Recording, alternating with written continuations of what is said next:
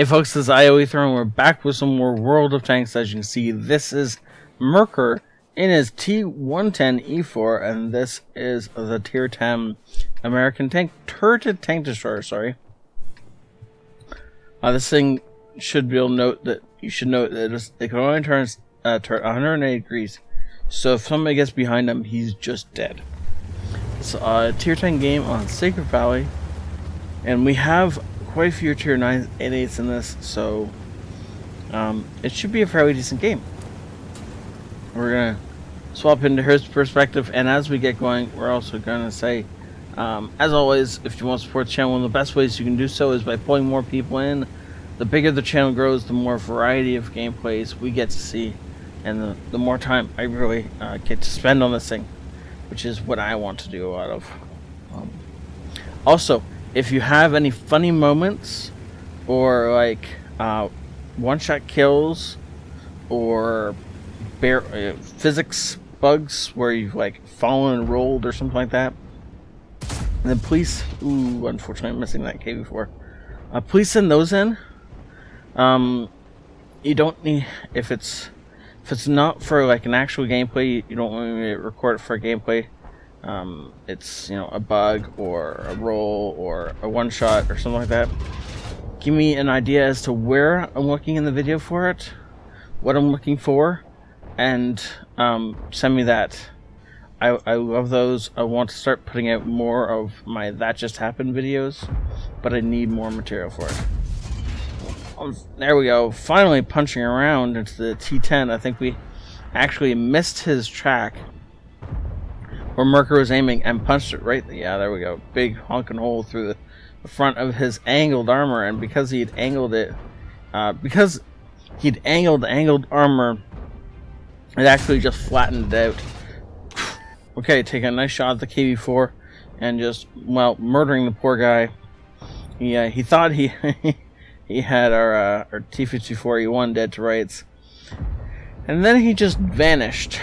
So we're gonna back up here so you can see the rest of the field. Looks like most of our team's up here, and Merker's just looking for his next shot. He doesn't really have shots in this particular location, though. If our team starts to fail, he's gonna have problems. Oh, it looks like he's gonna push up to here, and he's looking for the lower glacis on that 113. 113 is not able to do anything about that. And the fact that he is so well armored means that he can just take the shot from the E5, not really care. And as long as they don't hit him in his cupola or his lower glacis, he's okay. Not going to get a decent shot over there. He's a bit more zoomed in than I'd like him to be. If he was only zoomed in. Wait. Was it? Oh, let me fix camera. Okay. Well, nice shot on the Emil, taking him right through his top of his head. Basically just taking him clean out of the game with a nice headshot. I was thinking that maybe the zoom was wrong, but no, I think it's correct. I would prefer if he zoomed out a little bit more. I understand zooming in all the way when you're trying to make an accurate shot, but if you zoom out a little bit more, you'll have better mobility with the camera. You'll be able to swing your gun around the correct direction a lot easier. Merker's just realized the fact that there are 2 free tanks down on his backside, and if these guys can't get taken care of pretty soon, or at least intercepted by an ally, he's going to be all alone against the 2 of them. So he really does need to either be paying attention to what's going on near the cap, or finish these guys off as fast as possible. Unfortunately, only tracking the WZ that does give our VK the opportunity to move up and make something of it. VK not taking that opportunity, and instead just he must have just bounced. Ow. Well, I mean, trading 400 or about 500 damage for 700 damage, really any day of the week will take that trade. But now we're really starting to lose. There is, in fact, the T26E5 behind us, down to 2 standard rounds left. He auto locks on, lets his gun aim in, and then just tracks the poor guy. And He immediately repairs it. He really does not want to be sitting out in front of this gun. Now, he doesn't... E5 is obviously not thinking about the fact that A, we can just come through this house, and B, if we just fired, then that's the time you... Like, I mean, after an E3 has... or an E5 is fired at you, that's the time you want to be aiming for his core or his lower glacis. I'm going to pause that here for a second. I can't zoom out any more than this. So you can, if you hit him here, that's a good spot to hit him as far as penetrating him. Other than that, if you're going to hit him in this part of the lower glacis, make sure it's flat onto you. If it's angled at all, or you're not looking at it flat, or whatever, then this is going to be a problem. Also, you want to be a little bit beneath him if you want that kind of shot. Otherwise, over here, good places to put it. And this is technically a weak spot, but it's still 250 to 270 millimeters of armor. Put a gold through it if you have to shoot it. Unless you have really high penetration, put a gold round through it. It's just more worthwhile. Other than that, don't get stuck in front of this thing. There aren't any other weak points. 113 from the back, driving in a straight line. Yeah, was that really any doubt? E5, figure it out. No, E5's not paying attention. Does not realize there's an E4 behind him. So he was auto-locked onto the 113. Now he's manually scoping on the E5 and just takes him out of the game as well. Only a couple tanks left to go on the enemy team. 4, in fact, and of course there is the well, we did have 2 other allies. Oh, Rhymotol from the side. That is bad news, bears, right there.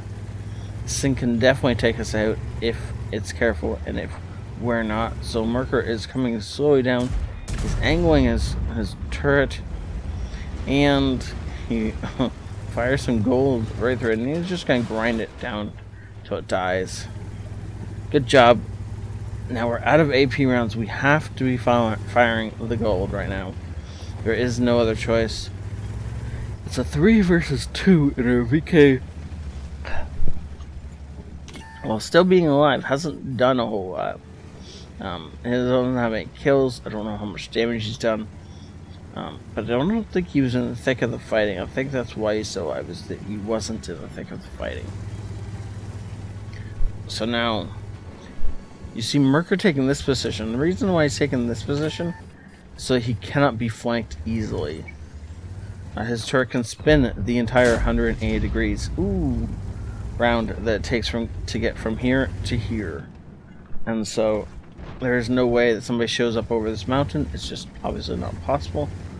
So watching the TVP back off, he's trying to sneak a shot into the E4, who's looking at him, and he does get it in, but he takes to return 743 damage. So he can't do that again. He cannot take that much damage one more time, obviously. But the E4 looks like, from the map, he looks like he's backed off.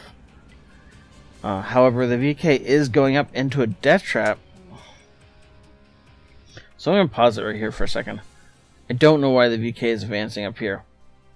I understand he needs to stay in this location, because in this location he can get support from Merker either onto the TVP or likewise onto the E4. If he pushes up into here, which he already has done, TVP could shoot him from one side, track him, and the E4 can come around and put one through the front of his tank. Or the side of his turret if he turns his turret. Or the E4 could just hold him in front, and the TVP could be the one dishing out the damage into the back of him. This is a really bad decision by the VK, and not one that I recommend to anyone else. If the VK knows what he's doing, he might be able to pull this off, but other than that, it's just going to end badly. Nice job from taking out the head off that TVP. Looks like the E4 is firing HE at the VK. I don't know why he had that HE loaded. Maybe it was for us. Maybe he wanted to get that nice last kill in. But maybe he loaded up specially for the VK. However, if the E4 fires at least one more of that, then VK's gonna be in trouble. E4 does not realize we're here, so we're just gonna come around the corner and hopefully kill him before he even knows we're here. That good job.